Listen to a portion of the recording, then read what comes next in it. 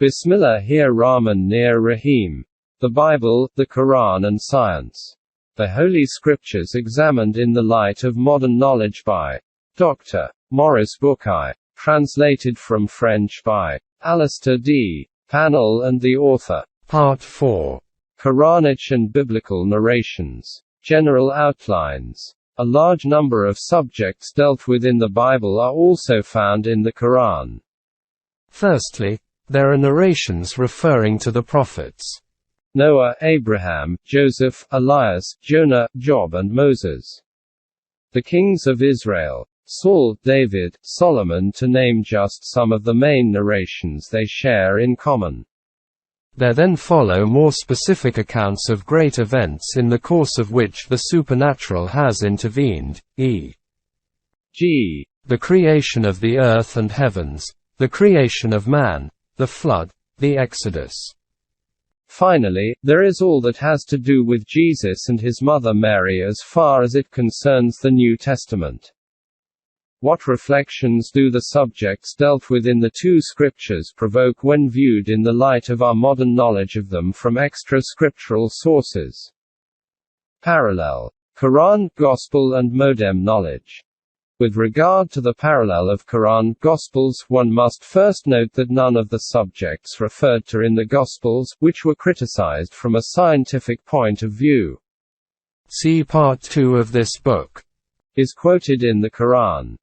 Jesus is referred to many times in the Quran, e.g. Mary's annunciation of the Nativity to his father, the annunciation of the miraculous Nativity to Mary, Jesus' stature as a prophet of the highest order, his role as a Messiah, the revelation he directs to man which confirms and modifies the Torah, his preachings, his disciples and apostles, the miracles, his ascension to God, his role in the Last Judgment, etc.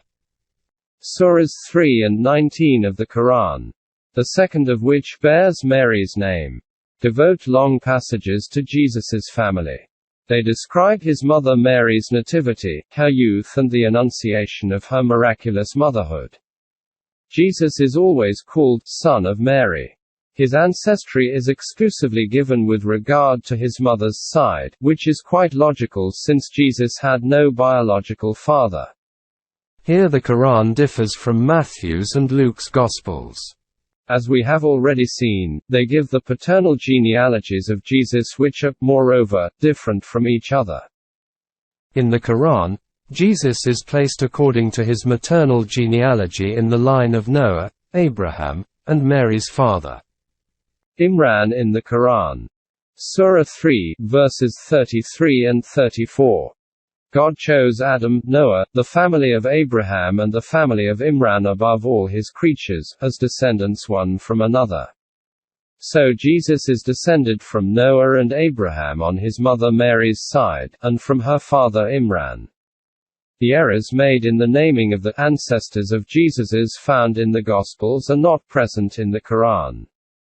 Nor are the impossibilities in the genealogies contained in the Old Testament of Abraham's ancestry, both of which were examined in the first and second parts of this book.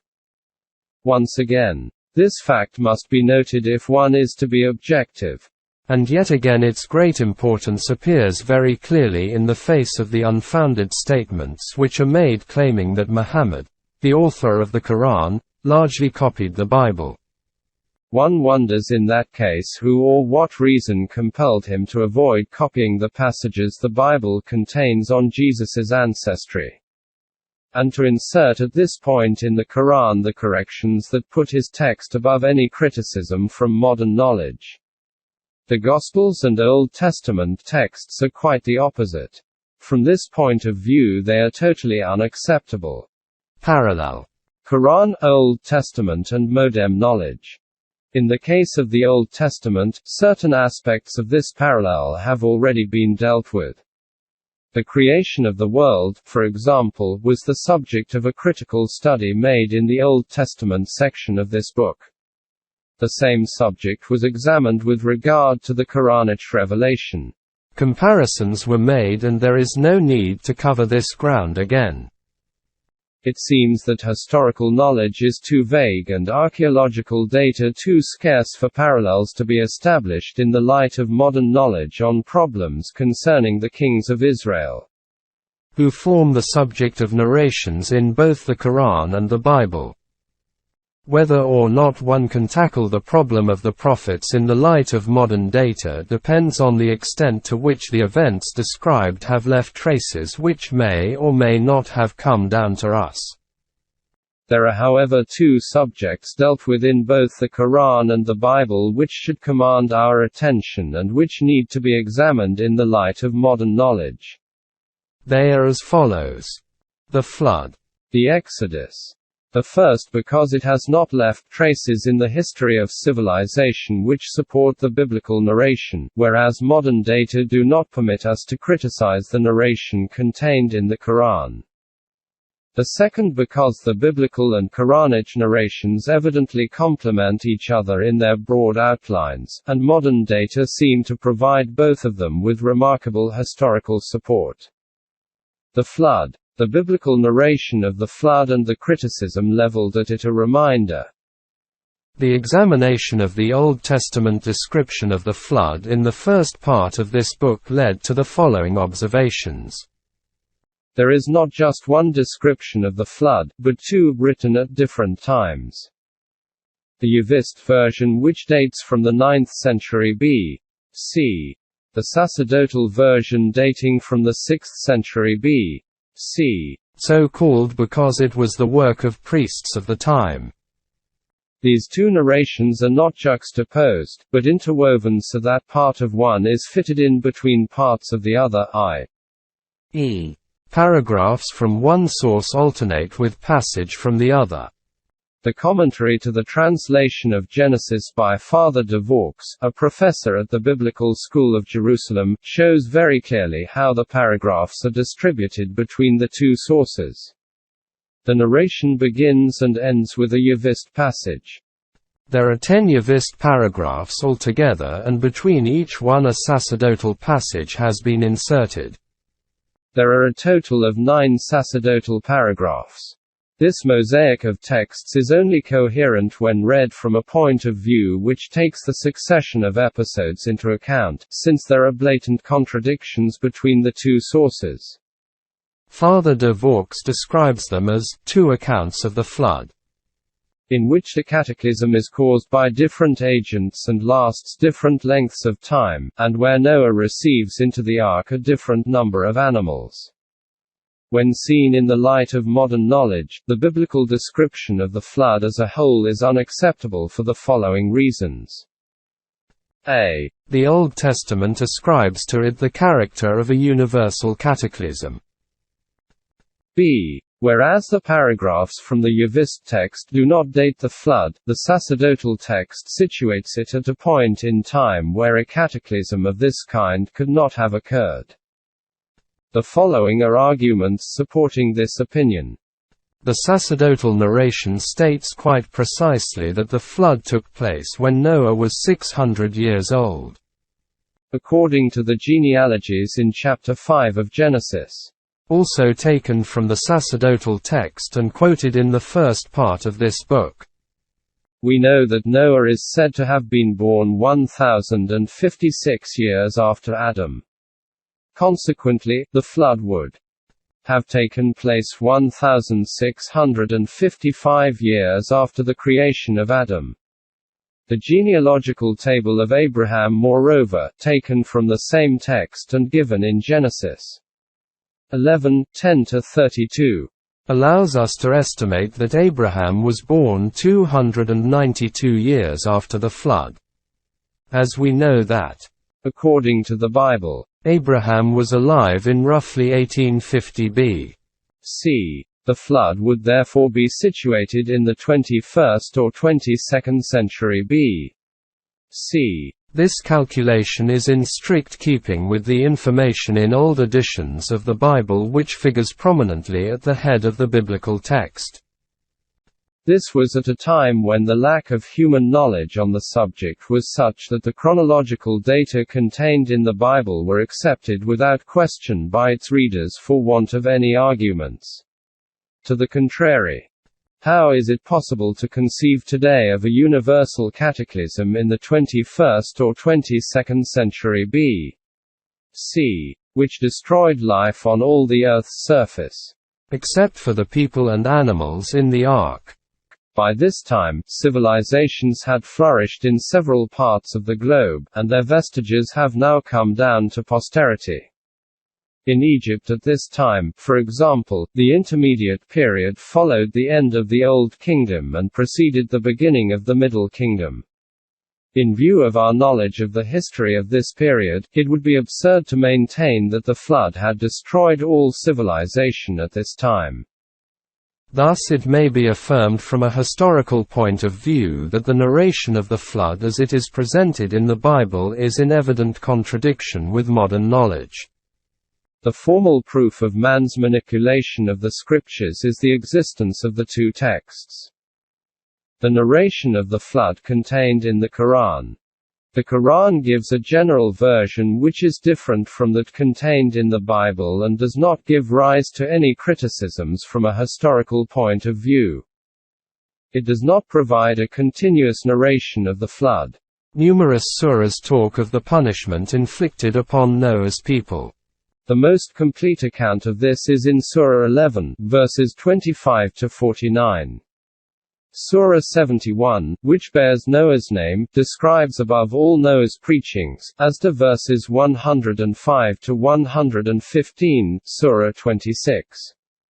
Before going into the actual course taken by events, we must consider the flood as described in the Quran, by relating it to the general context of the punishment God inflicted on communities guilty of gravely infringing His commandments.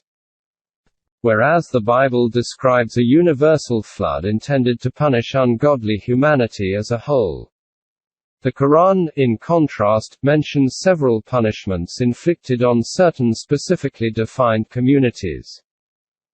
This may be seen in verses 35 to 39. Surah 25. We gave Moses the scripture and appointed his brother Aaron with him as vizier. We said, "Go to the people who have denied our signs." We destroyed them completely. When the people of Noah denied the messengers, we drowned them and we made of them a sign for mankind. We destroyed the tribes of Ad and Tamad, the companions of Ras, and many generations between them. We warned each of them by examples and we annihilated them completely. Surah 7, verses 59 to 93 contains a reminder of the punishments brought upon Noah's people, the Ad, the Tamad, Lot, Sodom, and Madian respectively. Thus the Quran presents the cataclysm of the flood as a punishment specifically intended for Noah's people. This is the first basic difference between the two narrations.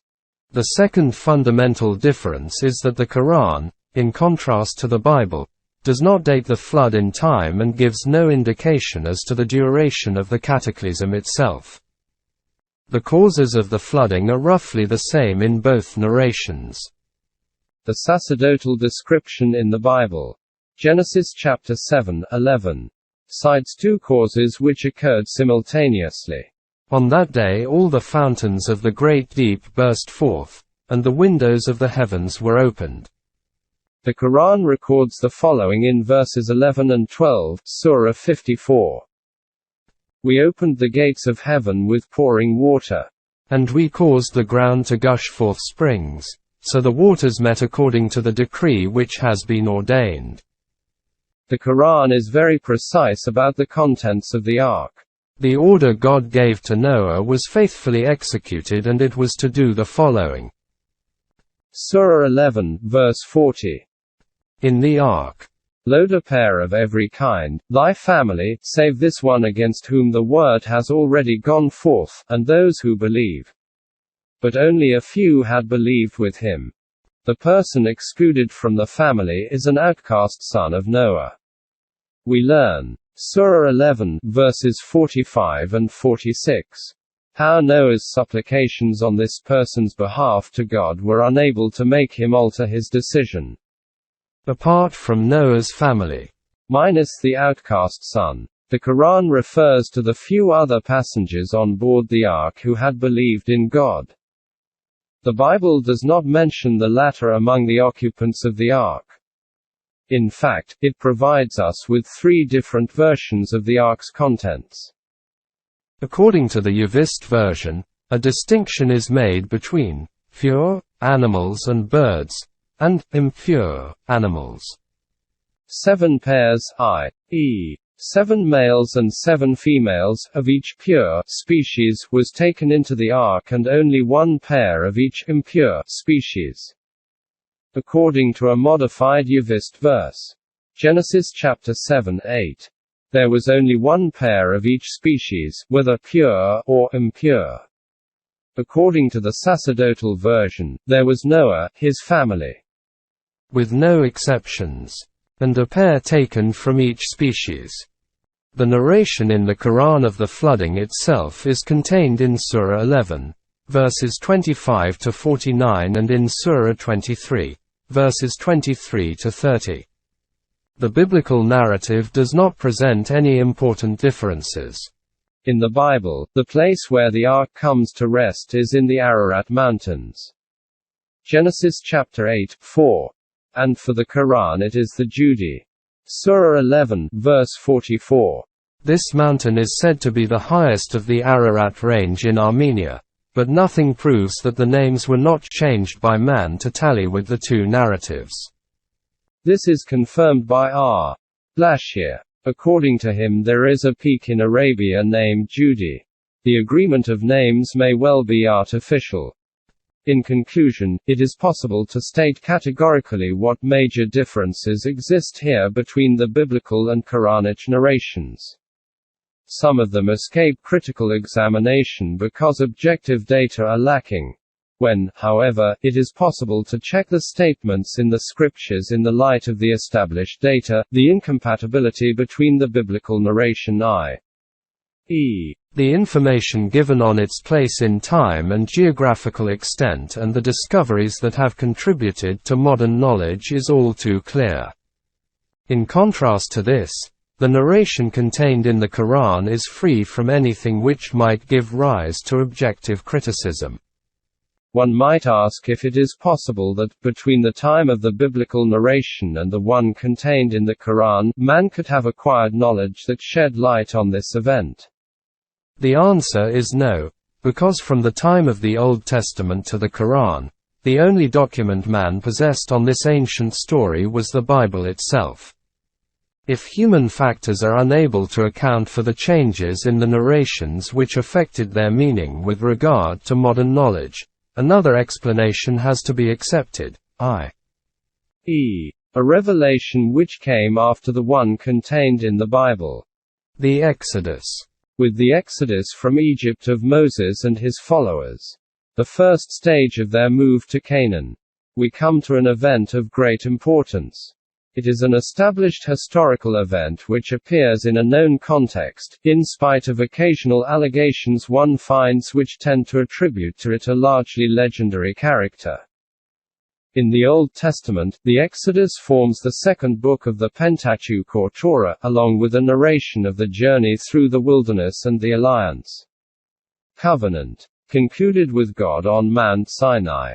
It is natural for the Quran to devote a great deal of space to it too. An account of the dealings Moses and his brother Aaron had with the Pharaoh and of the exit from Egypt is found in more than 10 surahs containing long descriptions, e.g. Surahs 7, 10, 20 and 26, along with more abridged versions and even simple reminders. The name of Pharaoh, the main character on the Egyptian side, is repeated, to the best of my knowledge, 74 times in the Quran in 27 surahs.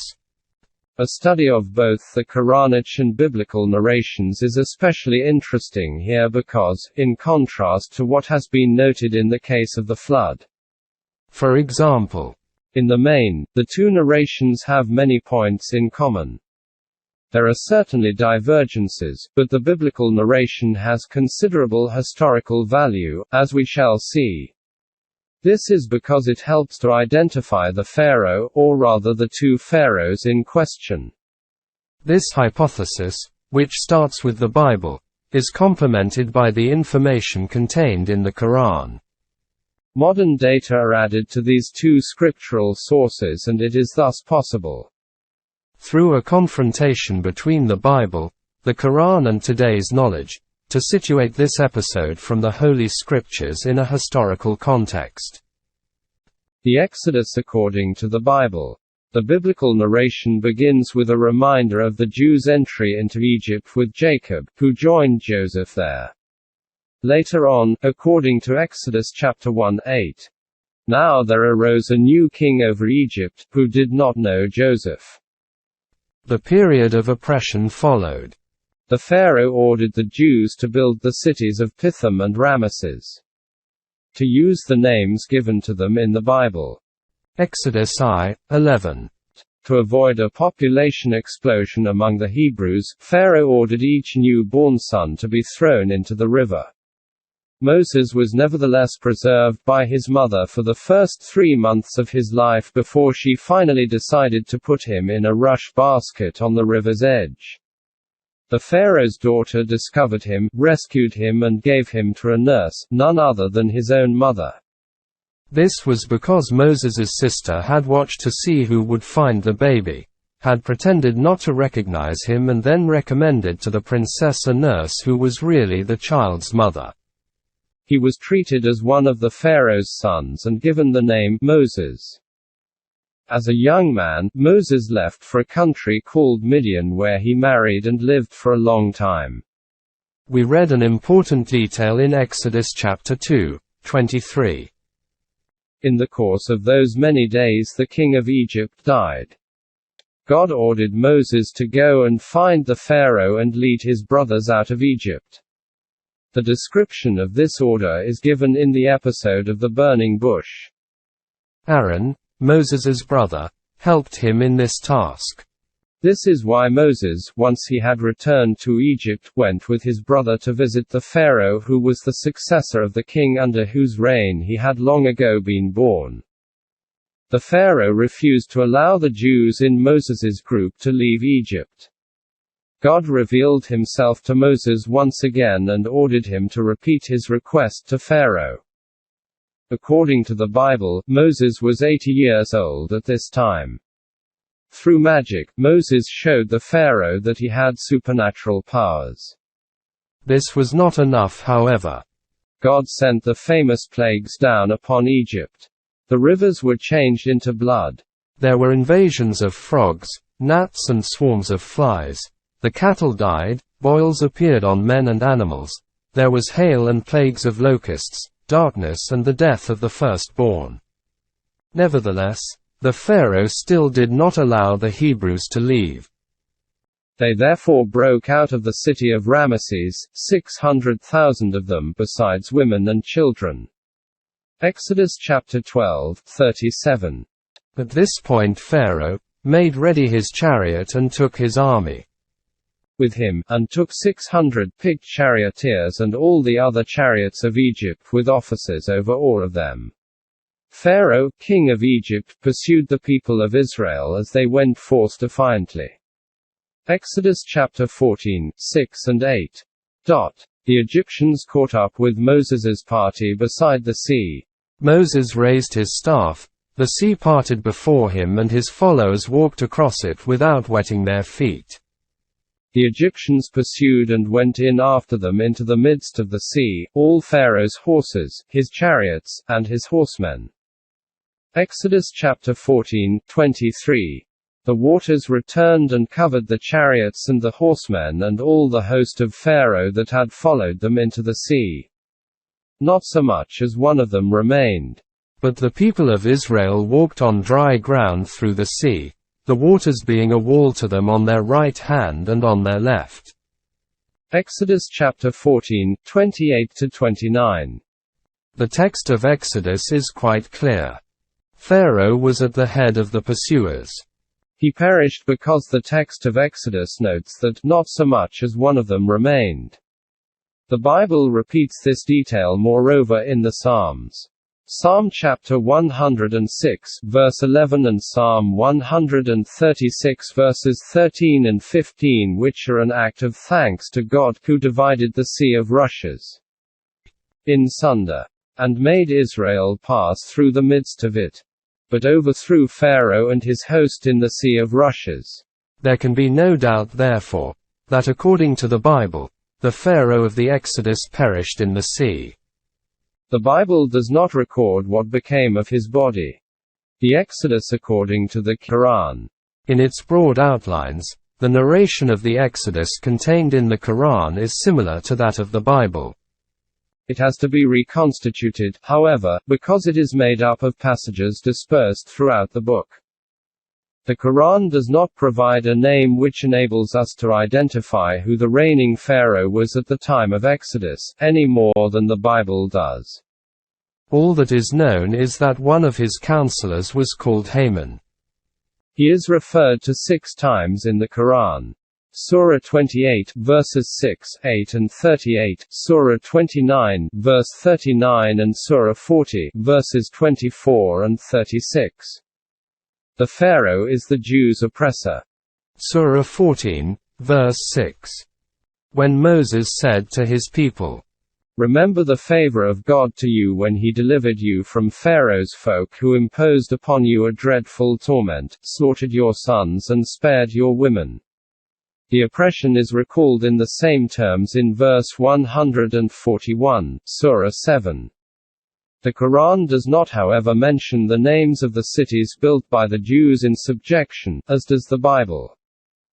The episode where Moses is left by the riverside is recorded in Surah 20 verses 39 to 40 and Surah 28 verses 7 to 13. In the version contained in the Quran, Moses is taken in by Pharaoh's family. We find this in verses 8 and 9, Surah 28. The family of Pharaoh took him up. It was intended that Moses should be to them an adversary and a cause of sorrow. Pharaoh, Haman and their hosts were sinners. Pharaoh's wife said, "He will be a joy to the eye for me and you. Don't kill him. He may be of use to us, or we may take him as a son." They did not sense what was to come. Muslim tradition has it that it was Pharaoh's wife Asiya who took care of Moses. In the Quran, it was not the Pharaoh's wife who found him, but members of his household. Moses's youth, his stay in Midian and marriage are described in Surah 28, verses 13 to 28. In particular, the episode of the burning bush is found in the first part of Surah 20, and in Surah 28, verses 30 to 35. The Quran does not describe the 10 plagues sent down upon Egypt as a divine chastisement, unlike the long description in the Bible, but simply mentions 5 plagues very briefly. Surah 7, verse 133. Flooding, locusts, lice, frogs, and blood. The flight from Egypt is described in the Quran, but without any of the geographical data given in the Bible, nor the incredible numbers of people mentioned in the latter. It is difficult to imagine how 600,000 men plus their families could have stayed in the desert for a long time, as the Bible would have us believe.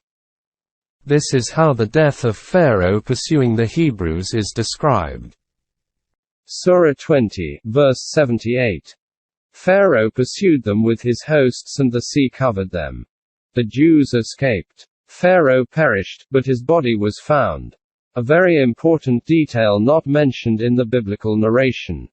Surah 10, verses 90 to 92. God is speaking. We took the children of Israel across the sea. Pharaoh with his hosts pursued them in rebellion and hostility till, when the fact of his drowning overtook him, he said, "I believe there is no God except the God in whom the children of Israel believe. I am of those who submit themselves to him." God said, "What? Now? Thou hast rebelled and caused depravity. This day we save thee in thy body so that thou mayest be a sign for those who come after thee. But verily, many among mankind are heedless of our signs." This passage requires 2 points to be explained. A. The spirit of rebellion and hostility referred to is to be understood in terms of Moses's attempt to persuade the Pharaoh. B. The rescue of the Pharaoh refers to his corpse because it is stated quite clearly in verse 98, Surah 11, that Pharaoh and his followers have been condemned to damnation. Surah 11, verse 98, Pharaoh will go before his people on the day of resurrection and will lead him to the fire.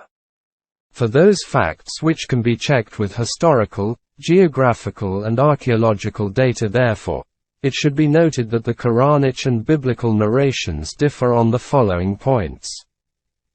The absence in the Quran of place names, both of the cities built by the Hebrews in Moses's group, and on the route taken by the Exodus. The absence of any reference to the death of a pharaoh during Moses's stay in Midian. The absence in the Quran of details concerning Moses's age when he addressed his request to the pharaoh. The absence in the Quran of the numbering of Moses's followers.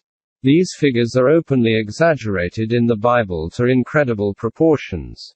Said to have been 600,000 men plus their families, forming a community of more than 2 million inhabitants. The absence of any mention in the Bible of the rescue of the Pharaoh's body after his death. For our present purposes, the points to be noted because they are shared by both narrations are as follows. The confirmation contained in the Quran of Pharaoh's oppression of the Jews in Moses's group. The absence from both narrations of any mention of the king of Egypt's name. The confirmation contained in the Quran of the Pharaoh's death during the Exodus.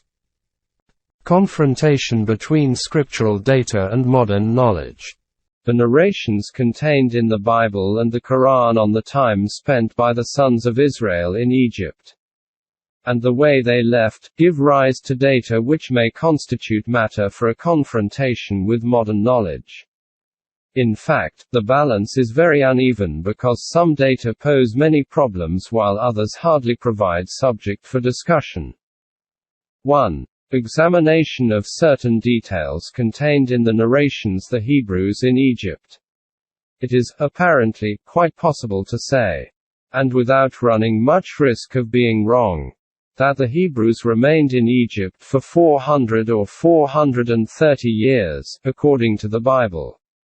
Genesis chapter 15:13 and Exodus 12:40. In spite of this discrepancy between Genesis and Exodus, which is of minor importance, the period may be said to have begun long after Abraham, when Joseph, son of Jacob, moved with his brothers to Egypt. With the exception of the Bible, which gives the data just quoted, and the Quran which refers to the move to Egypt, but does not give any indication as to the dates involved, we do not possess any other document which is able to illuminate us on this point. Present-day commentators, ranging from P.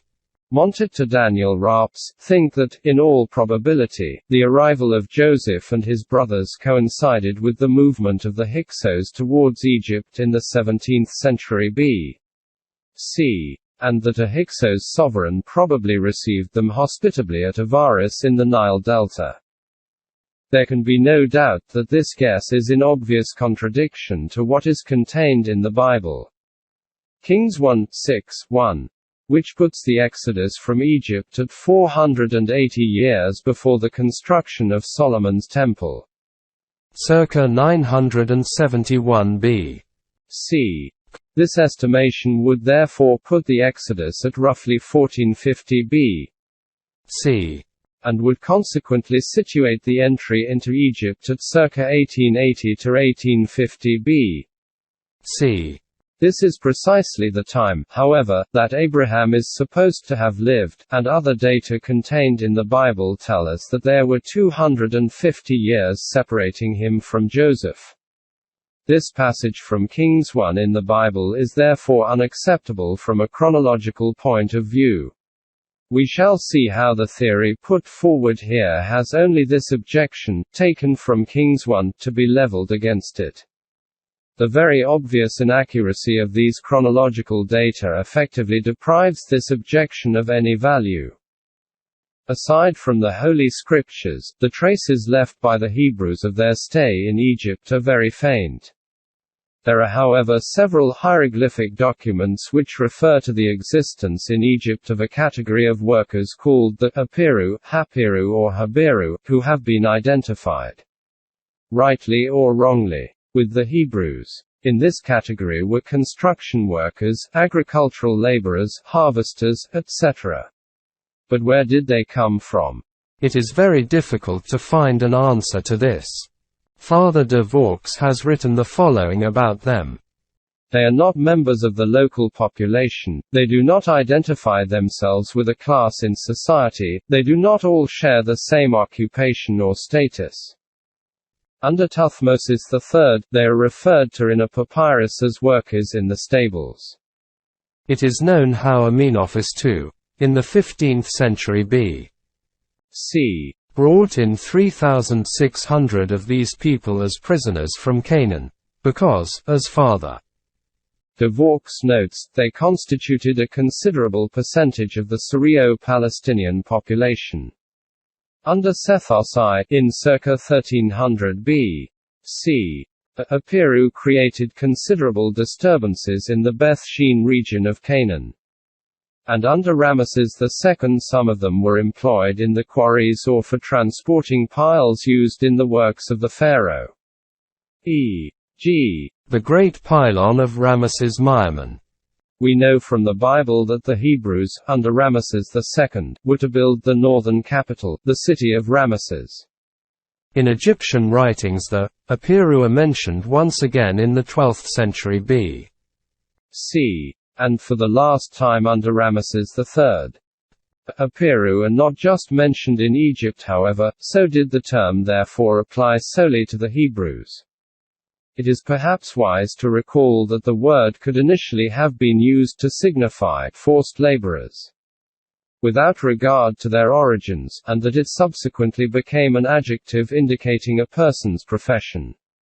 We might perhaps draw an analogy with the word Suisse, which has several different meanings in French.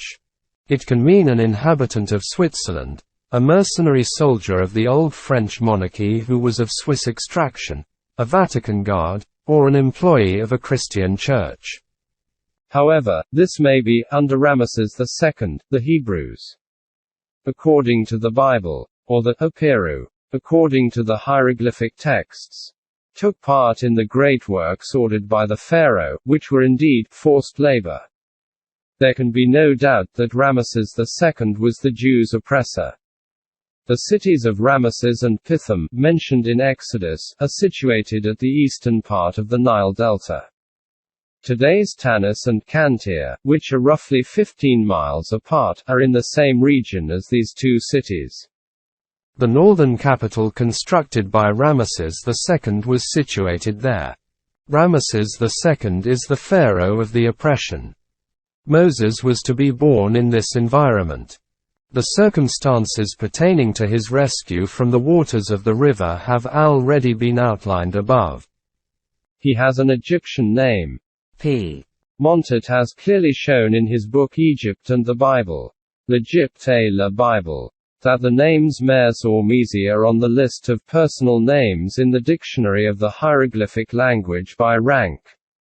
Musa is the transliteration used in the Quran.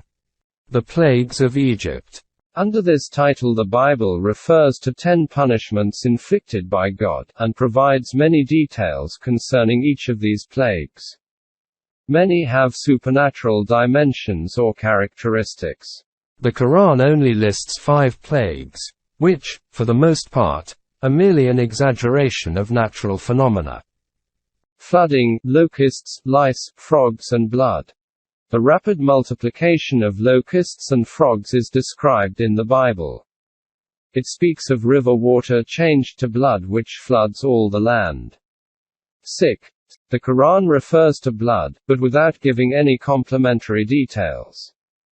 It is possible to invent all kinds of hypotheses on the subject of this reference to blood.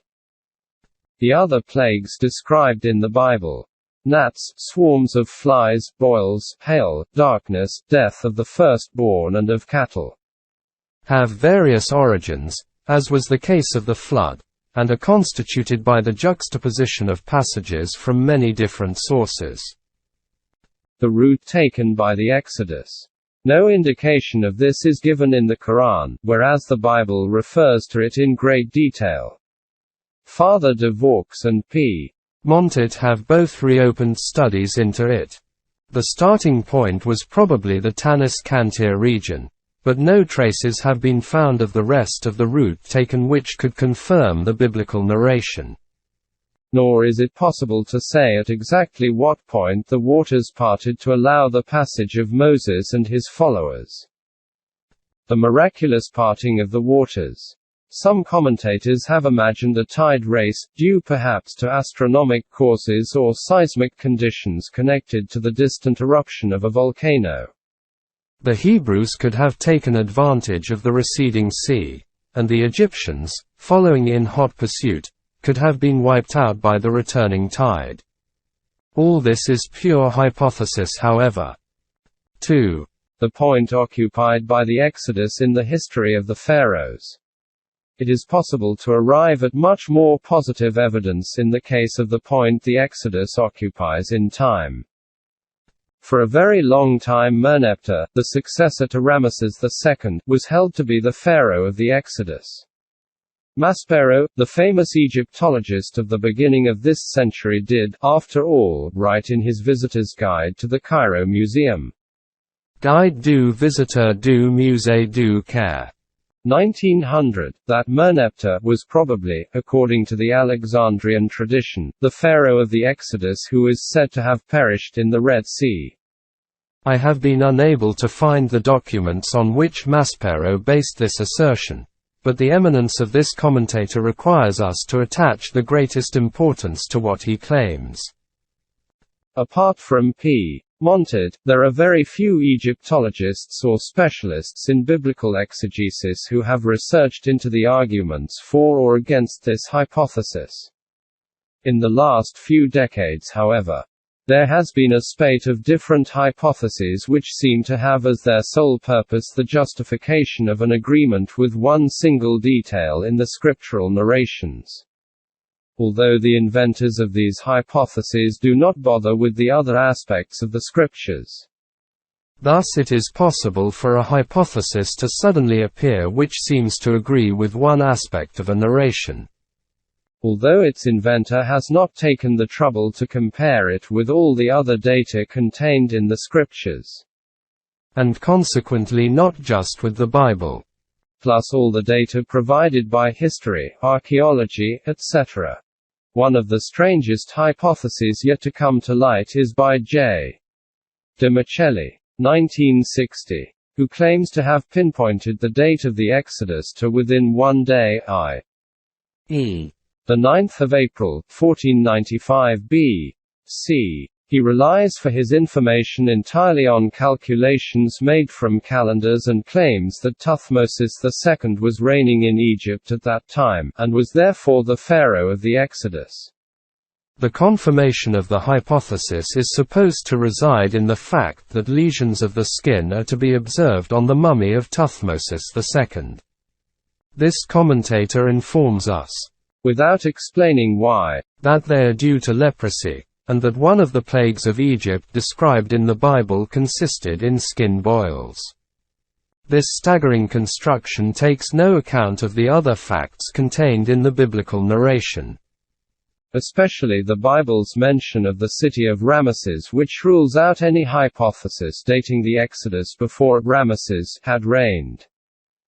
As to the skin lesions of Thutmosis II, these do not swing the argument in favor of the theory which designates this king of Egypt as the pharaoh of the Exodus. This is because his son, Thutmosis III, and his grandson Amenophis II also show signs of skin tumors, so that some commentators have suggested the hypothesis of a disease which ran in the family. The Thutmosis II theory is not therefore tenable. The same is true for Daniel Raps's theory in his book, the people of the Bible. Le peuple de la Bible. He ascribes the role of the Pharaoh of the Exodus to Amenophis II. It does not seem to be any better founded than the preceding hypothesis. Using the pretext that Amenophis II's father, Thutmosis III, was very nationalistic, Daniel Rapes proclaims Amenophis II the persecutor of the Hebrews, while his stepmother, the famous Queen Hatshepsut, is cast in the role of the person who took Moses in. Although we never discover why. Father de Vaux's theory, that it was Ramesses II, rests on slightly more solid foundations. He expands on them in his book, The Ancient History of Israel. Histoire ancienne d'Israël. Even if his theory does not agree with the biblical narration on every point, at least it has the advantage of putting forward one very important piece of evidence. The construction of the cities of Ramesses and Pithom built under Ramesses II referred to in the biblical text. It is not possible therefore to maintain that the Exodus took place before the accession of Ramesses II. This is situated in the year 1301 B.C., according to Drieton and Van Deer's chronology, and in 1290 B.C., according to Roughton's. The two other hypotheses outlined above are untenable because of the following imperative fact. Ramesses II is the pharaoh of the oppression referred to in the Bible. Father de Vaux considers the Exodus to have taken place during the first half or towards the middle of Ramesses II's reign. Thus his dating of this event is imprecise. He suggests this period to allow Moses and his followers time, as it were, to settle in Canaan, and Ramesses II's successor, Pharaoh Merneptah, who is said to have pacified the frontiers after his father's death, to bring the children of Israel into line, as depicted on a stele of the 5th year of his reign. Two arguments may be leveled at this theory. A. The Bible shows, Exodus chapter 2:23, that the king of Egypt died during the period when Moses was in Midian. This king of Egypt is described in the book of Exodus as the king who made the Hebrews build the cities of Ramesses and Pithom by forced labor. This king was Ramesses II. The Exodus could only have taken place under the latter's successor. Father de Vaux claims however to doubt the biblical sources of verse 23, chapter 2 of Exodus. B. What is more astounding is that Father de Vaux, as director of the Biblical School of Jerusalem, does not refer in his theory of the Exodus to two essential passages in the Bible, both of which bear witness to the fact that the king died during the pursuit of the fleeing Hebrews. This detail makes it impossible for the Exodus to have taken place at any other time than at the end of a reign. It must be repeated that there can be little doubt that the Pharaoh lost his life as a result of it. Chapters 13 and 14 of Exodus are quite specific on this point. So he made ready his chariot and took his army with him. Exodus chapter 14:6. Pharaoh king of Egypt pursued the people of Israel as they went forth defiantly. Exodus chapter 14:8. The waters returned and covered the chariots and the horsemen and all the host of Pharaoh that had followed them into the sea. Not so much as one of them remained. Exodus chapter 14:28 and 29. In addition to these verses, Psalm chapter 136 confirms Pharaoh's death and refers to Yahweh who overthrew Pharaoh and his host in the Sea of Rushes.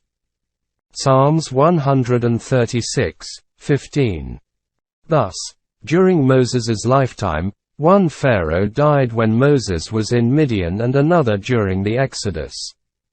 There were not one, but two pharaohs at the time of Moses. One during the oppression and the other during the Exodus from Egypt.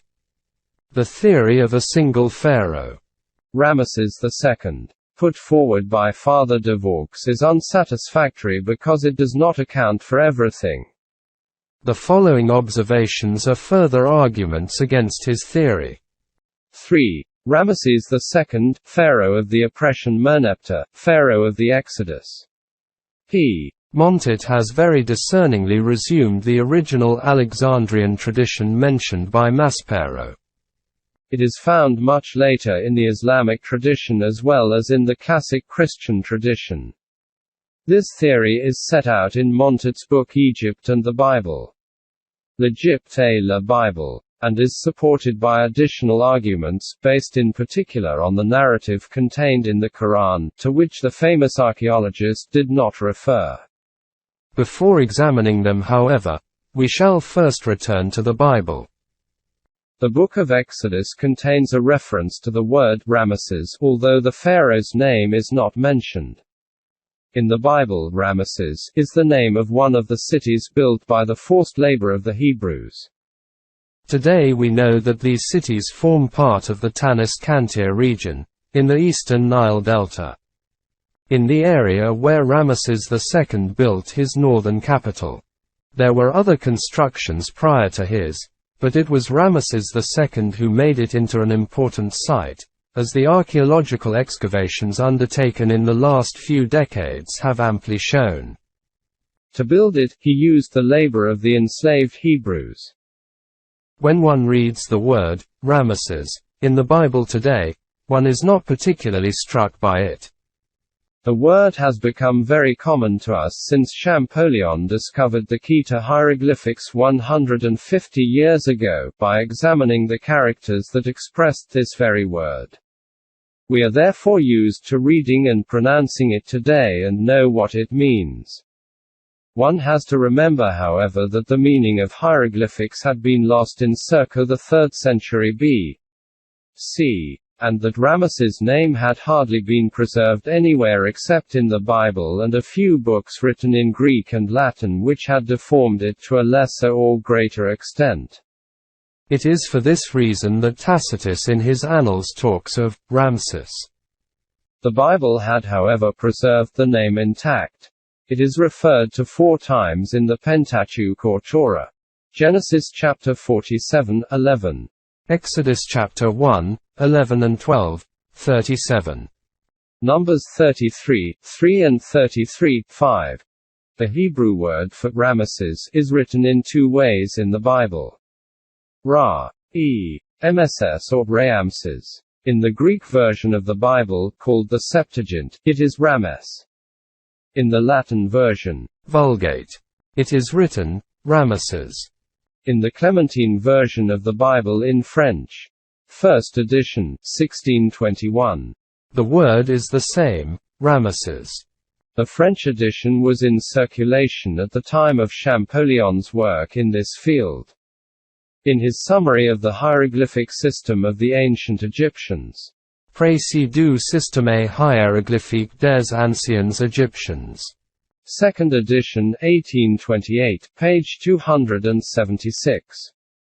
Champollion alludes to the biblical spelling of the word. Thus the Bible had miraculously preserved Ramesses' name in its Hebrew, Greek and Latin versions. The preceding data alone are enough to establish the following. A. There can be no question of the Exodus before Ramesses had come to the throne in Egypt. 11 kings of Egypt had this name. B. Moses was born during the reign of the pharaoh who built the cities of Ramesses and Pithom i.e. Ramesses II. C. When Moses was in Midian, the reigning pharaoh i.e. Ramesses II died. The continuation of Moses's story took place during the reign of Ramesses II's successor, Merneptah. What is more, the Bible adds other highly important data which help to situate the Exodus in the history of the pharaohs. It is the statement that Moses was 80 years old when, under God's orders, he tried to persuade Pharaoh to free his brothers. Now Moses was 80 years old, and Aaron 83 years old, when they spoke to Pharaoh. Exodus chapter 7:7. Elsewhere, however, the Bible tells us. Exodus chapter 2:23. that the pharaoh reigning at the time of the birth of Moses died when the latter was in Midian, although the biblical narration continues without mentioning any change in the sovereign's name. These two passages in the Bible imply that the total number of years spanning the reigns of the two pharaohs ruling at the time when Moses was living in Egypt must have been 80 years at least. It is known that Ramesses II reigned for 67 years. 1301 to 1235 B.C. According to Drayton and Van Deer's chronology, 1290 to 1224 B.C. According to Rautan. For Merneptah, his successor, the Egyptologists are unable, however, to provide the exact dates of his reign. Nevertheless, it lasted for at least 10 years because, as Father de Vaux points out, documents bear witness to the 10th year of his reign. Drayton and Van Deer give two possibilities for Merneptah. Either a 10-year reign, 1234 to 1224 B.C., or a 20-year reign 1224 to 1204 B.C. Egyptologists have no precise indications whatsoever on how Merneptah's reign came to an end. All that can be said is that after his death, Egypt went through a period of serious internal upheavals lasting nearly 25 years. Even though the chronological data on these reigns are not very precise, there was no other period during the New Kingdom concordant with the biblical narration when two successive reigns, apart from Ramesses II Merneptah, amounted to or surpassed 80 years. The biblical data concerning Moses's age when he undertook the liberation of his brothers can only come from a time during the successive reigns of Ramesses II and Merneptah.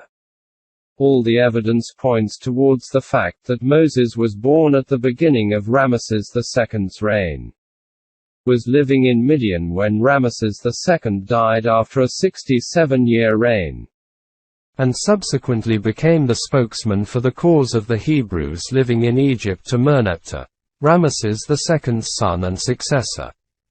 This episode may have happened in the second half of Merneptah's reign, assuming he reigned 20 years or nearly 20 years.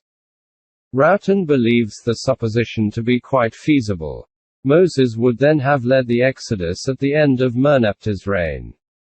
It could hardly have been otherwise because both the Bible and the Quran tell us that Pharaoh perished during the pursuit of the Hebrews leaving the country. This plan agrees perfectly with the account contained in the scriptures of Moses's infancy and of the way he was taken into the Pharaoh's family. It is a known fact that Ramesses II was very old when he died. It is said that he was 90 to 100 years old. According to this theory, he would have been 23 to 33 years old at the beginning of his reign, which lasted 67 years. He could have been married at that age, and there is nothing to contradict the discovery of Moses by a member of Pharaoh's household, according to the Quran, or the fact that Pharaoh's wife asked him if he would keep the newly born child she had found on the bank of the Nile. The Bible claims that the child was found by Pharaoh's daughter. In view of Ramesses II's age at the beginning of his reign, it would have been perfectly possible for him to have had a daughter old enough to discover the abandoned child. The Quranic and biblical narrations do not contradict each other in any way on this point. The theory given here is in absolute agreement with the Quran and is moreover at odds with only one single statement in the Bible which occurs, as we have seen, in Kings 1:6-1. N.B. This book is not included in the Torah. This passage is the subject of much debate, and Father de Vaux rejects the historical data contained in this part of the Old Testament, which dates the Exodus in relation to the construction of Solomon's temple. The fact that it is subject to doubt makes it impossible to retain it as a conclusive argument against the theory outlined here. The problem of the stele dating from the 5th year of Merneptah's reign. In the text of the famous stele dating from the 5th year of Merneptah's reign, critics think they have found an objection to the theory set out here, in which the pursuit of the Jews constituted the last act of his reign. The stele is of great interest because it represents the only known document in hieroglyphics which contains the word Israel. The inscription, which dates from the first part of Merneptah's reign, was discovered in Thebes in the pharaoh's funeral temple. It refers to a series of victories he won over Egypt's neighboring states, in particular a victory mentioned at the end of the document over a devastated Israel which has no more seed. From this fact it has been held that the existence of the word Israel implied that the Jews must already have settled in Canaan by the 5th year of Merneptah's reign, and that in consequence, the exodus of the Hebrews from Egypt had already taken place.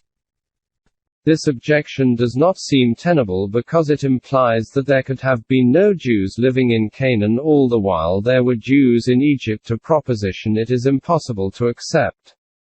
Father de Vaux, however, in spite of the fact that he is a supporter of the theory which makes Ramesses II the pharaoh of the Exodus, notes the following about the settling of the Jews in Canaan. In the south, the time when communities related to the Israelites settled in the Kadesh region is unclear and dates from before the Exodus. He therefore allows for the possibility that certain groups may have left Egypt at a time different from that of Moses and his followers. Apiru or Habiru, who have sometimes been identified with the Israelites, were already in Syria-Palestine long before Ramesses II and the Exodus. We have documentary evidence which proves that Amenophis II brought back 8,600 prisoners to work as forced laborers in Egypt. Others were to be found in Canaan under Sethosai, where they caused unrest in the Beth Shean region. P. Montet reminds us of this in his book Egypt and the Bible. L'Egypte et la Bible. It is quite plausible to suppose therefore that Merneptah was obliged to deal severely with these rebellious elements on his borders, while inside them were those who were later to rally around Moses to flee the country. The existence of the stele dating from the 5th year of Merneptah's reign does not in any way detract from the present theory. Moreover, the fact that the word Israel figures in the history of the Jewish people is totally unconnected with the notion that Moses and his followers settled in Canaan. The origin of the word is as follows. According to Genesis 32:29, Israel is the second name given to Jacob, son of Isaac and grandson of Abraham.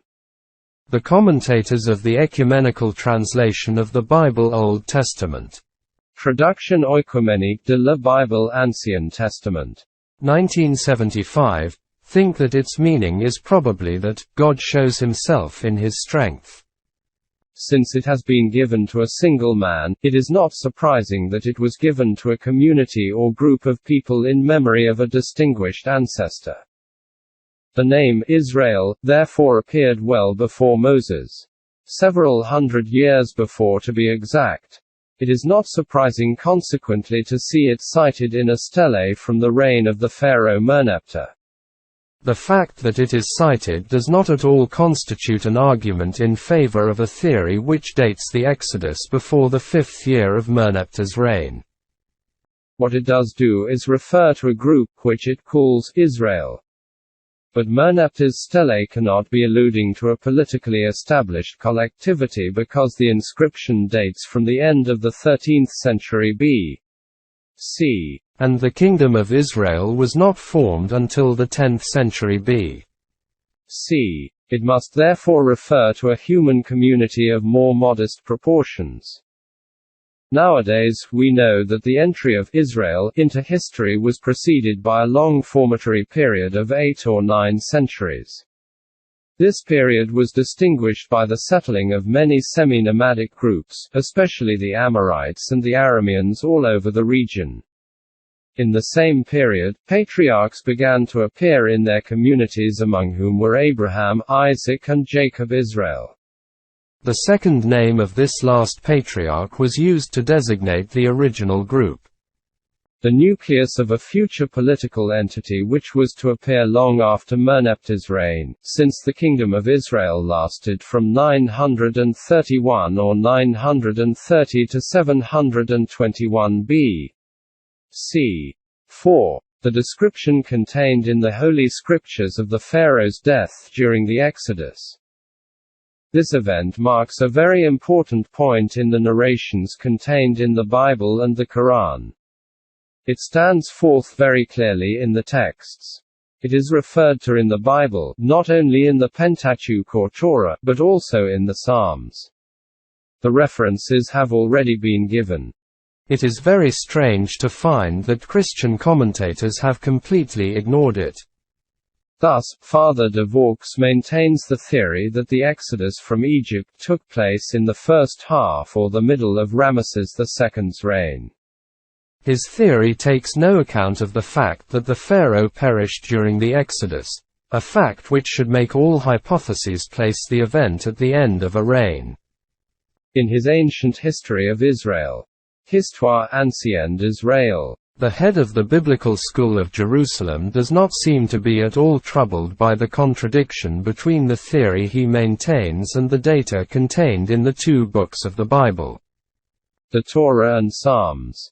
In his book, Egypt and the Bible, L'Egypte et la Bible, p. Montet places the Exodus during Merneptah's reign, but says nothing about the death of the pharaoh who was at the head of the army following the fleeing Hebrews. This highly surprising attitude contrasts with the Jews' outlook.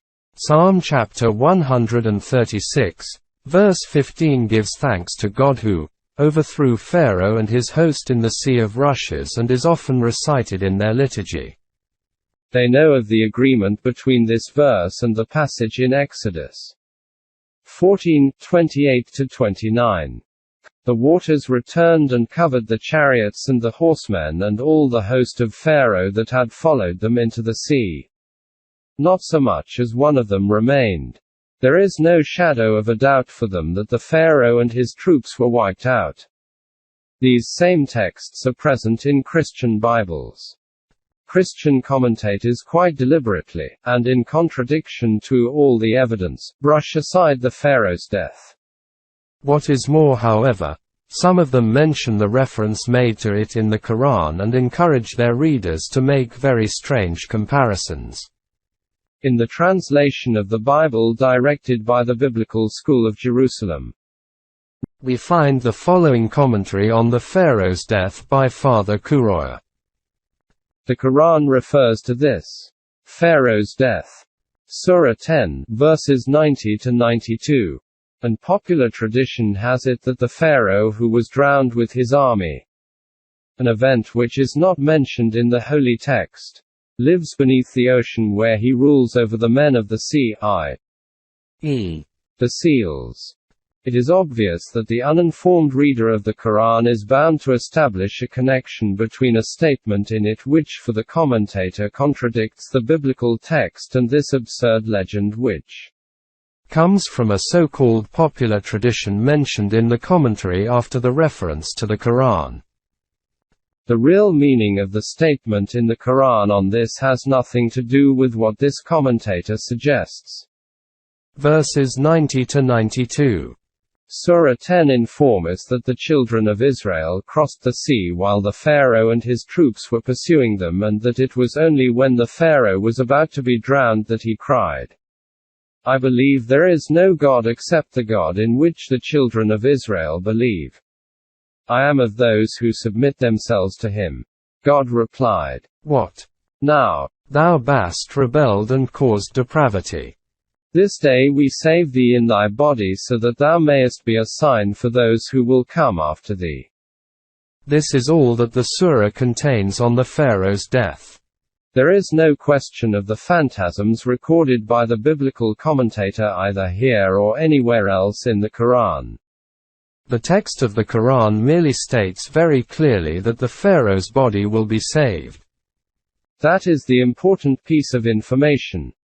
When the Quran was transmitted to man by the Prophet, the bodies of all the pharaohs who are today considered, rightly or wrongly, to have something to do with the Exodus were in their tombs of the necropolis of Thebes, on the opposite side of the Nile from Luxor. At the time, however, absolutely nothing was known of this fact, and it was not until the end of the 19th century that they were discovered there.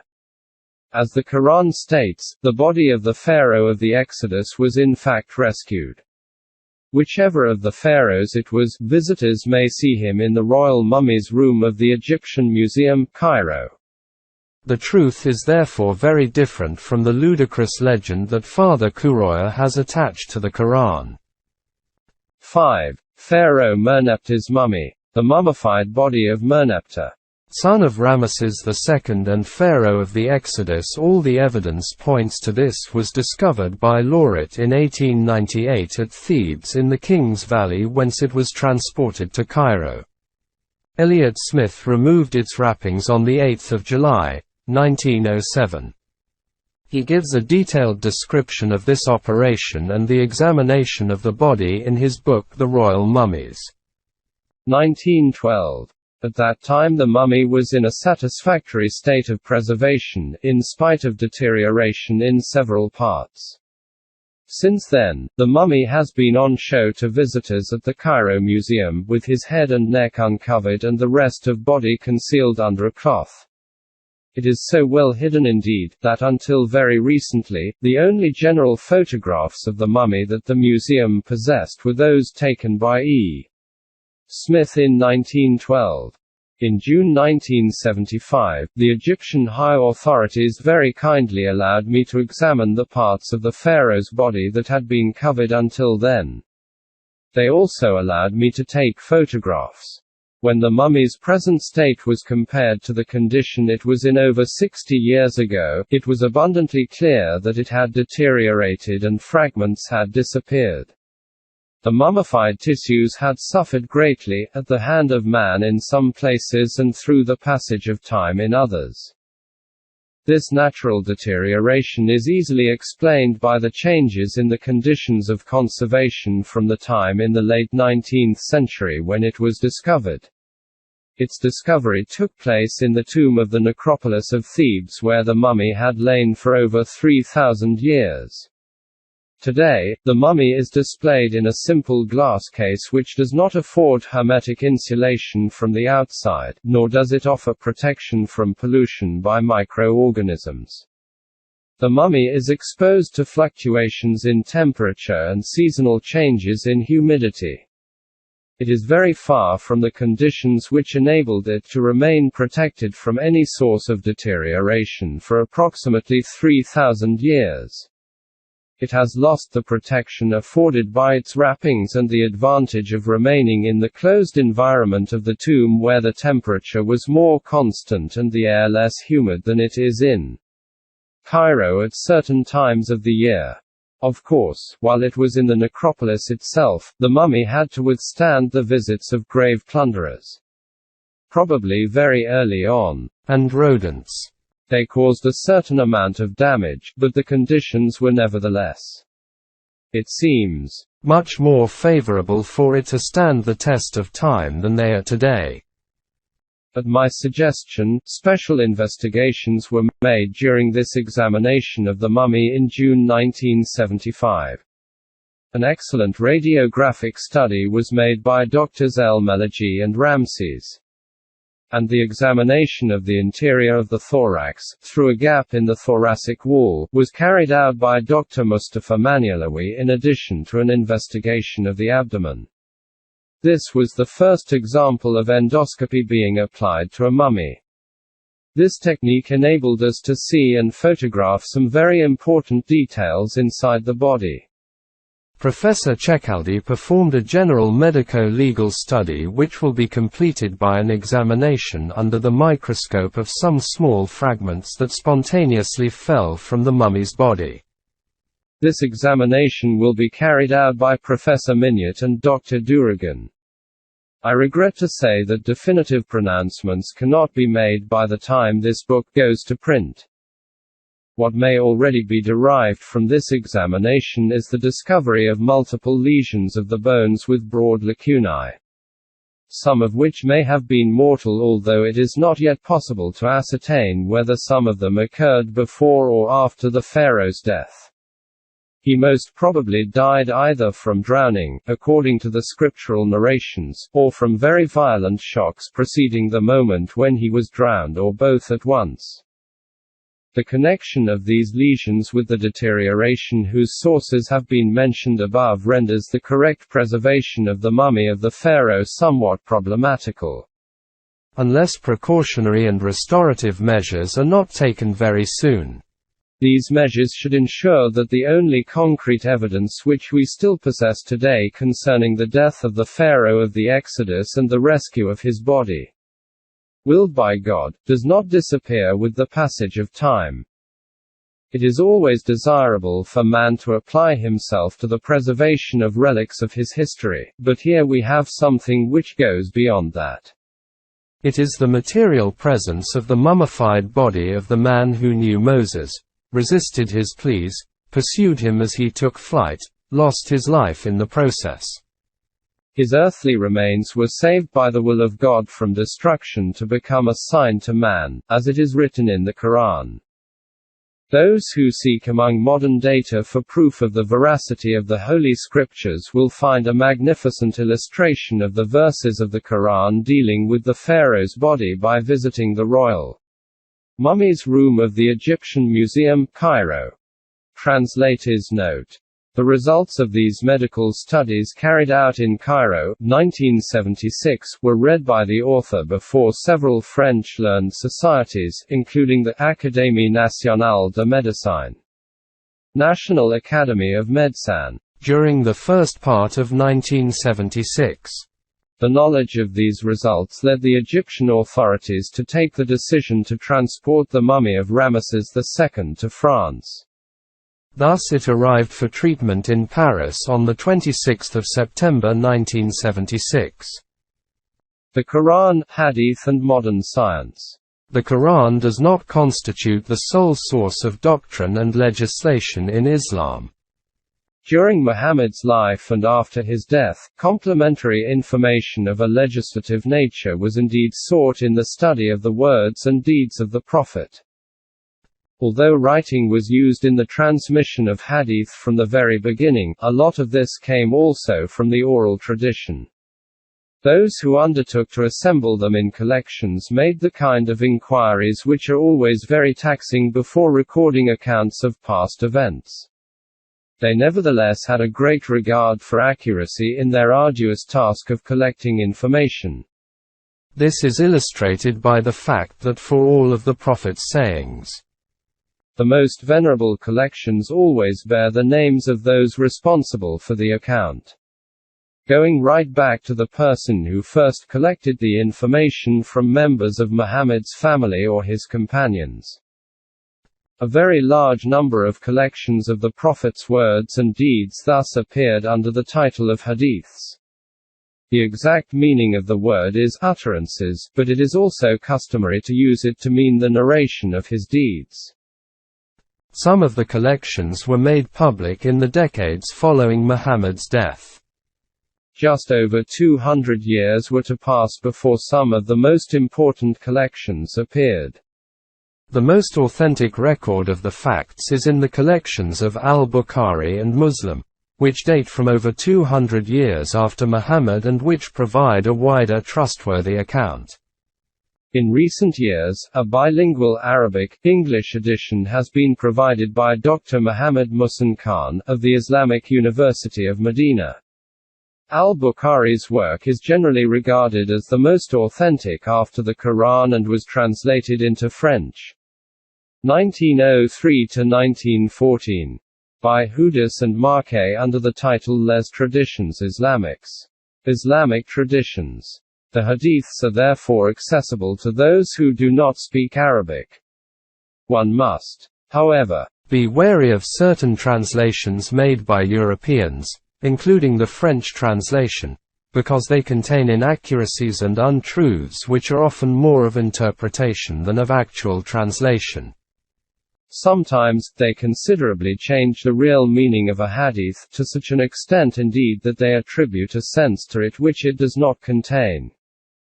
As regards their origins, some of the hadiths and gospels have one point in common, which is that neither of them was compiled by an author who was an eyewitness of the events he describes. Nor were they compiled until some time after the events recorded. The hadiths, like the gospels, have not all been accepted as authentic. Only a small number of them receive the quasi-unanimous approval of specialists in Muslim tradition, so that, except al-Muwatta, Sahih Muslim and Sahih al-Bukhari, one finds in the same book, hadiths presumed to be authentic side by side with ones which are either dubious, or should be rejected outright. In contrast to canonic Gospels, which, though questioned by some modern scholars but which have never been contested by Christian high authorities, even those hadiths that are most worthy to be considered as authentic have been the subject of criticism. Very early in the history of Islam, masters in Islamic thought exercised a thorough criticism of the hadiths, although the basic book, the Quran, remained the book of reference and was not to be questioned. I thought it of interest to delve into the literature of the hadiths to find out how Muhammad is said to have expressed himself, outside the context of written revelation, on subjects that were to be explained by scientific progress in following centuries.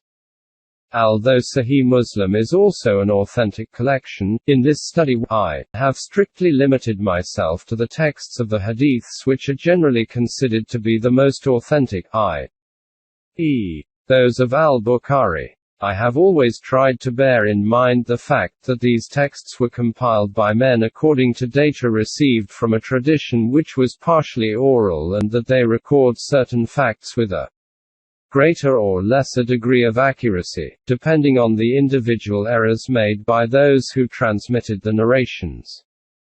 These texts are different from other hadiths which were transmitted by a very large number of people and are unquestionably authentic. I have compared the findings made during an examination of the hadiths with those already set out in the section on the Quran and modern science. The results of this comparison speak for themselves. The difference is in fact quite staggering between the accuracy of the data contained in the Quran, when compared with modern scientific knowledge, and the highly questionable character of certain statements in the hadiths on subjects whose tenor is essentially scientific. These are the only hadiths to have been dealt with in this study.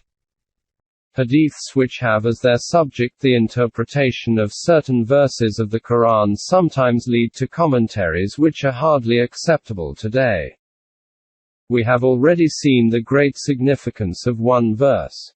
Surah 36, verse 36, dealing with the sun which runs its course to a settled place. Here is the interpretation given of it in a hadith.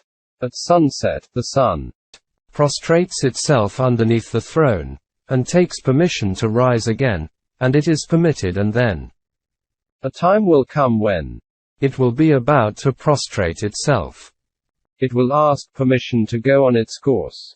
It will be ordered to return whence it has come, and so it will rise in the west. Sahih al-Bukhari. The original text. The Book of the Beginning of the Creation, Volume IV, page 283, Part 54, Chapter IV, Number 421. Is obscure and difficult to translate. This passage nevertheless contains an allegory which implies the notion of a course the sun runs in relation to the earth. Science has shown the contrary to be the case. The authenticity of this hadith is doubtful. Zani. Another passage from the same work. The Book of the Beginning of the Creation, Volume IV, page 283, Part 54, Chapter 6, Number 430. Estimates the initial stages in the development of the embryo very strangely in time. A 40-day period for the grouping of the elements which are to constitute the human being. Another 40 days during which the embryo is represented as something which clings, and a third 40-day period when the embryo is designated by the term chewed flesh. Once the angels have intervened to define what this individual's future is to be, a soul is breathed into him. This description of embryonic evolution does not agree with modern data. Whereas the Quran gives absolutely no practical advice on the remedial arts, except for a single comment. Surah 16, verse 69. On the possibility of using honey as a therapeutic aid, without indicating the illness involved. The hadiths devote a great deal of space to these subjects. A whole section of al-Bukhari's collection, part 76, is concerned with medicine. In the French translation by Houdis and Marquet it goes from page 62 to 91 of volume 4, and in Dr. Muhammad Muhsin Khan's bilingual Arabic-English edition from page 395 to 452 of volume 7. There can be no doubt that these pages contain some hadiths which are conjectural. Zani. But they are interesting as a whole because they provide an outline of the opinions on various medical subjects that it was possible to hold at the time. One might add to them several hadiths inserted in other parts of al-Bukhari's collection which have a medical tenor. This is how we come to find statements in him on the harms caused by the evil eye, witchcraft and the possibility of exorcism. Although a certain restriction is imposed on the paid use of the Quran for this purpose. There is a hadith which stresses that certain kinds of date may serve as protection against the effects of magic, and magic may be used against poisonous snakebites. We should not be surprised however to find that at a time when there were limited possibilities for the scientific use of drugs, people were advised to rely on simple practices. Natural treatments such as bloodletting, cupping, and cauterization, head shaving against lice, the use of camel's milk and certain seeds such as bacumen, and plants such as Indian cust. It was also recommended to burn a mat made of palm tree leaves and put the ash from it into a wound to stop bleeding. In emergencies, all available means that might genuinely be of use had to be employed. It does not seem a priori to be a very good idea, however, to suggest that people drink camel's urine. It is difficult today to subscribe to certain explanations of subjects related to various illnesses. Among them, the following might be mentioned. The origins of a fever. There are 4 statements bearing witness to the fact that fever is from the heat of hell. Al-Bukhari, The Book of Medicine, Volume 7, Chapter 28, page 416. The existence of a remedy for every illness. No disease God created, but He created its treatment. Ibad. Chapter 1, page 396. This concept is illustrated by the hadith of the fly. If a fly falls into the vessel of any of you, let him dip all of it into the vessel, and then throw it away, for in one of its wings there is a disease and in the other there is healing. Antidote for it. I.e., the treatment for that disease. Ibid. Chapter 15 to 16, pages 462 to 463. Also the Book of the Beginning of Creation Part 54, chapters 15 and 16. Abortion provoked by the sight of a snake, which can also blind. This is mentioned in the Book of the Beginning of Creation, Volume IV, Chapter 13 and 14, pages 330 and 334. Hemorrhages between periods. The Book of Menses, Menstrual Periods, Volume VI, Part 6, pages 490 and 495 contains 2 hadiths on the cause of hemorrhages between periods. Chapters 21 and 28. They refer to 2 women. In the case of the first, there is a description, undetailed, of the symptoms, with a statement that the hemorrhage comes from a blood vessel. In the second, the woman had experienced hemorrhages between periods for 7 years, and the same vascular origin is stated. One might suggest hypotheses as to the real causes of the above, but it is not easy to see what arguments could have been produced at the time to support this diagnosis. This could nevertheless have been quite accurate. The statement that diseases are not contagious. Al-Bukhari's collection of hadiths refers in several places. Chapters 19, 25, 30, 31, 53 and 54, Volume 7, Part 76, of the Book of Medicine. To certain special cases, e.g., leprosy. Page 408. Plague. Pages 418 and 422. Camel's scabies. Page 447. And also provides general statements. The latter are however placed side by side with glaringly contradictory remarks. It is recommended, for example, not to go to areas where there is plague, and to stay away from lepers. Consequently, it is possible to conclude that certain hadiths exist which are scientifically unacceptable. There is a doubt surrounding their authenticity. The purpose of reference to them lies solely in the comparison that they occasion with the verses of the Quran mentioned above. These do not contain a single inaccurate statement. This observation clearly has considerable importance. One must indeed remember that at the Prophet's death, the teachings that were received from this fell into two groups.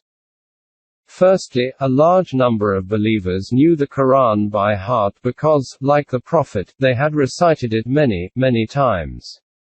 Transcriptions of the text of the Quran already existed moreover, which were made at the time of the Prophet and even before the Hegira. Secondly, the members of his following who were closest to him and the believers who had witnessed his words and deeds had remembered him and relied on him for support. In addition to the Quran, when defining a nascent doctrine and legislation. In the years that were to follow the Prophet's death, texts were to be compiled which recorded the two groups of teachings he had left. The first gathering of hadiths was performed roughly 40 years after the Hegira. But a first collection of Quranic texts had been made beforehand under Caliph Abu Bakr, and in particular Caliph Uthman, the second of whom published a definitive text during his caliphate, i.e. between the 12th and 24th years following Muhammad's death. What must be heavily stressed is the disparity between these two groups of texts, both from a literary point of view and as regards their contents. It would indeed be unthinkable to compare the style of the Quran with that of the Hadiths. What is more, when the contents of the two texts are compared in the light of modern scientific data, one is struck by the oppositions between them. I hope I have succeeded in showing what follows. On the one hand, statements in the Quran which often appear to be commonplace, but which conceal data that science was later to bring to light. On the other hand, certain statements in the hadiths which are shown to be in absolute agreement with the ideas of their times but which contain opinions that are deemed scientifically unacceptable today. These occur in an aggregate of statements concerning Islamic doctrine and legislation, whose authenticity is unquestioningly acknowledged.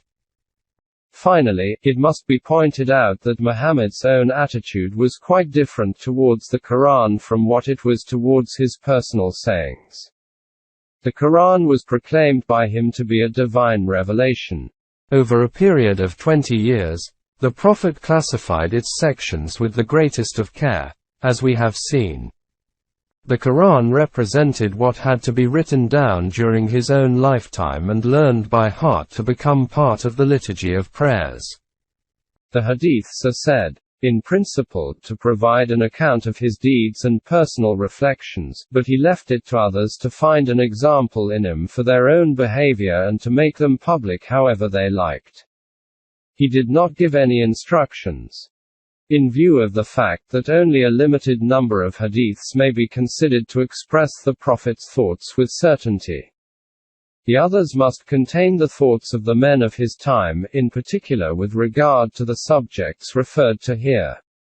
When these dubious or inauthentic hadiths are compared to the text of the Quran, we can measure the extent to which they differ. This comparison highlights, as if there was still any need to, the striking difference between the writings of this period, which are riddled with scientific and accurate statements, and the Quran, the book of written revelation, that is free from errors of this kind. General conclusions. At the end of this study, a fact that stands forth very clearly is that the predominant opinion held in the West on the texts of the Holy Scriptures we possess today is hardly very realistic. We have seen the conditions, times and ways in which the elements constituting the Old Testament, the Gospels and the Quran were collected and written down. The circumstances attendant upon the birth of the Scriptures for these three revelations differed widely in each case. A fact which had extremely important consequences concerning the authenticity of the texts and certain aspects of their contents. The Old Testament represents a vast number of literary works written over a period of roughly 900 years. It forms a highly disparate mosaic whose pieces have, in the course of centuries, been changed by man. Some parts were added to what already existed, so that today it is sometimes very difficult indeed to identify where they came from originally. Through an account of Jesus's words and deeds, the Gospels were intended to make known to men the teachings he wished to leave them on completion of his earthly mission. Unfortunately, the authors of the Gospels were not eyewitnesses of the data they recorded. They were spokesmen who expressed data that were quite simply the information that had been preserved by the various Judeo-Christian communities on Jesus's public life. Passed down by oral traditions or writings which no longer exist today, and which constituted an intermediate stage between the oral tradition and the definitive texts. This is the light in which the Judeo-Christian scriptures should be viewed today, and to be objective one should abandon the classic concepts held by experts in exegesis. The inevitable result of the multiplicity of sources is the existence of contradictions and oppositions. Many examples have been given of these. The authors of the Gospels had, when talking of Jesus, the same tendency to magnify certain facts as the poets of French medieval literature in their narrative poems. The consequence of this was that events were presented from each individual narrator's point of view, and the authenticity of the facts reported in many cases proved to be extremely dubious.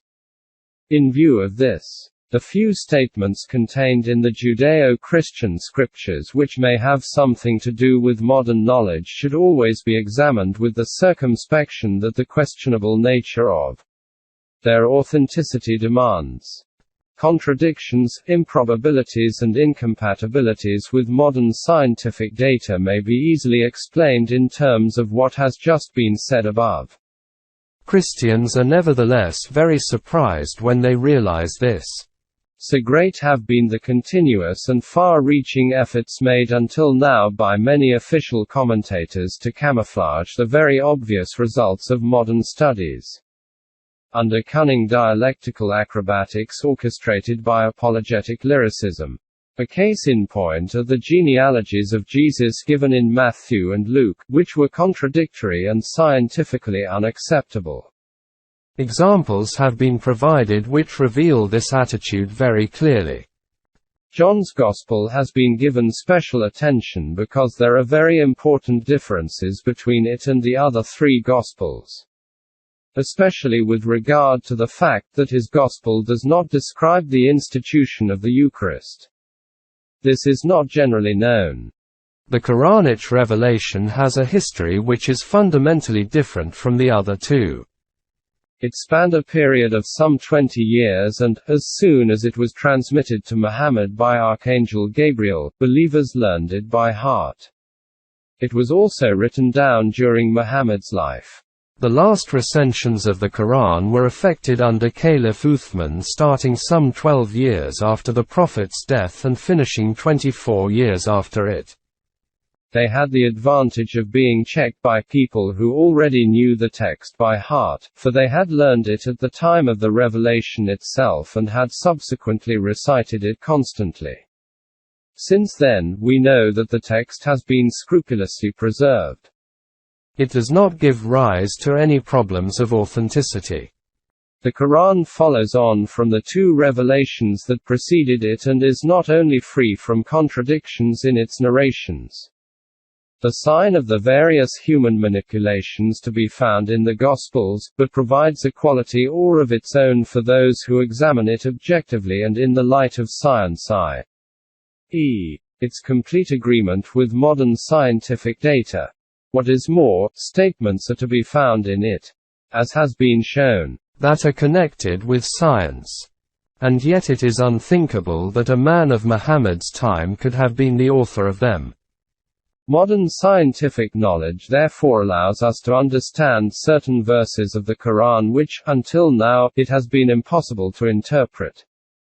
The comparison of several biblical and Quranic narrations of the same subject shows the existence of fundamental differences between statements in the former, which are scientifically unacceptable, and declarations in the latter which are in perfect agreement with modern data. This was the case of the creation and the flood, for example. An extremely important complement to the Bible was found in the text of the Quran on the subject of the history of the Exodus, where the two texts were very much in agreement with archaeological findings, in the dating of the time of Moses. Besides, there are major differences between the Quran and the Bible on the other subjects. They serve to disprove all that has been maintained without a scrap of evidence concerning the allegation that Muhammad is supposed to have copied the Bible to produce the text of the Quran. When a comparative study is made between the statements connected with science to be found in the collection of hadiths, which are attributed to Muhammad but are often of dubious authenticity, although they reflect the beliefs of the period, and the data of a similar kind in the Quran, the disparity becomes so obvious that any notion of a common origin is ruled out. In view of the level of knowledge in Muhammad's day, it is inconceivable that many of the statements in the Quran which are connected with science could have been the work of a man. It is, moreover, perfectly legitimate, not only to regard the Quran as the expression of a revelation, but also to award it a very special place, on account of the guarantee of authenticity it provides and the presence in it of scientific statements which, when studied today, appear as a challenge to explanation in human terms. Back cover. In his objective study of the texts, Maurice Bucaille clears away many preconceived ideas about the Old Testament, the Gospels and the Quran. He tries, in this collection of writings, to separate what belongs to revelation from what is the product of error or human interpretation. His study sheds new light on the Holy Scriptures. At the end of a gripping account, he places the believer before a point of cardinal importance. The continuity of a revelation emanating from the same God, with modes of expression that differ in the course of time. It leads us to meditate upon those factors which, in our day, should spiritually unite rather than divide Jews, Christians and Muslims.